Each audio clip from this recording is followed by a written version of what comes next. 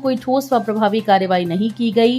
बैठक में इस बात पर गहरा रोष व्यक्त किया गया कि सचिवालय प्रशासन कर्मचारियों की न्यायोचित मांगों के प्रति अपेक्षित संवेदनशीलता व गंभीरता नहीं दिखा रहा है। समेज खड्ड में फिर आई बाढ़, अस्थायी पुल बहाल, राज्य में लगातार एक सप्ताह तक बरसेंगे बादल। हिमाचल प्रदेश के कई भागों में मानसून की बारिश से तबाही जारी है। मंगलवार को भारी बारिश से शिमला जिले की समेज खड्ड में फिर से बाढ़ आ गई।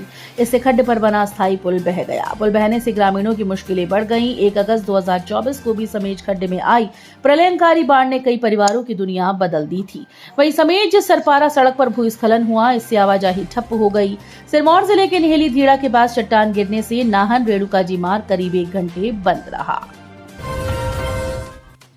विश्व के सबसे ऊंचे गांव कोमिक में एचपीयू ने सिखाया जैव उर्वरक और वर्मी कंपोस्ट। हिमाचल प्रदेश विश्वविद्यालय के जैव विज्ञान विभाग ने जनजातीय विकास बोर्ड के सहयोग से लाहौल स्पीति जिले के विश्व के सबसे ऊंचाई पर बसे गांव में शामिल कोमिक में 6 दिवसीय प्रशिक्षण सह कार्यशाला आयोजित की। 28 जून से 3 जुलाई तक चले इस कार्यक्रम में स्थानीय किसानों, महिला स्वयं सहायता समूहों, ग्रामीण युवाओं और कृषि विभाग के प्रतिनिधियों को जैव उर्वरक व वर्मी कंपोस्ट उत्पादन की आधुनिक तकनीकों का प्रशिक्षण दिया गया। कार्यशाला का नेतृत्व एचपीयू के जैव विज्ञान विभाग की सहायक आचार्य और परियोजना के प्रधान अन्वेषक डॉक्टर नीलम कुमारी ने किया। छुट्टियों का लाभ ले चुके स्थानांतरित शिक्षकों को नहीं मिलेगी मानसून ब्रेक।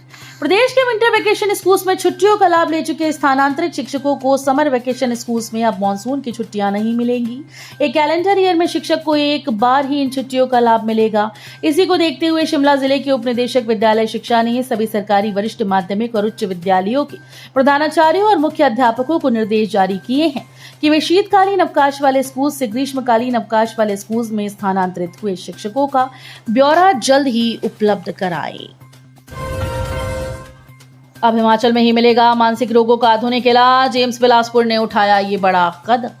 मानसिक स्वास्थ्य सेवाओं को और अधिक प्रभावी और मरीज केंद्रित बनाने के लिए एम्स बिलासपुर में एक आधुनिक साइकियाट्रिक थेरेपी रूम स्थापित किया जा रहा है। इस विशेष सुविधा के शुरू होने से मानसिक रोगों से जूझ रहे मरीजों को एक शांत, सुरक्षित और पूरी तरह से गोपनीय वातावरण मिलेगा, जहां विशेषज्ञ उनका मनोचिकित्सकीय उपचार और काउंसलिंग करेंगे।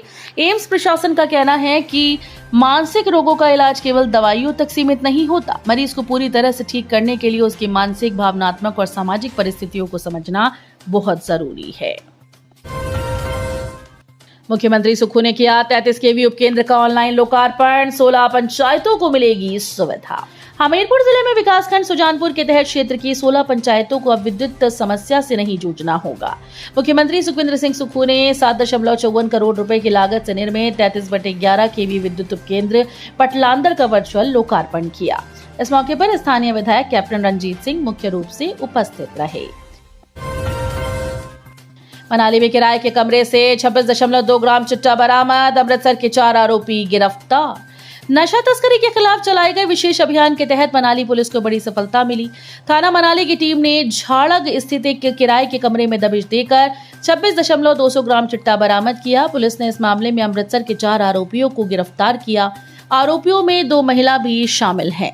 पुलिस ने तलाशी के दौरान उनके कब्जे से 20,000 की नकदी, एक इलेक्ट्रॉनिक तराजू, सिल्वर फॉइल, लाइटर और नशीले पदार्थों के सेवन और अवैध कारोबार में प्रयुक्त अन्य सामग्री भी जब्त की।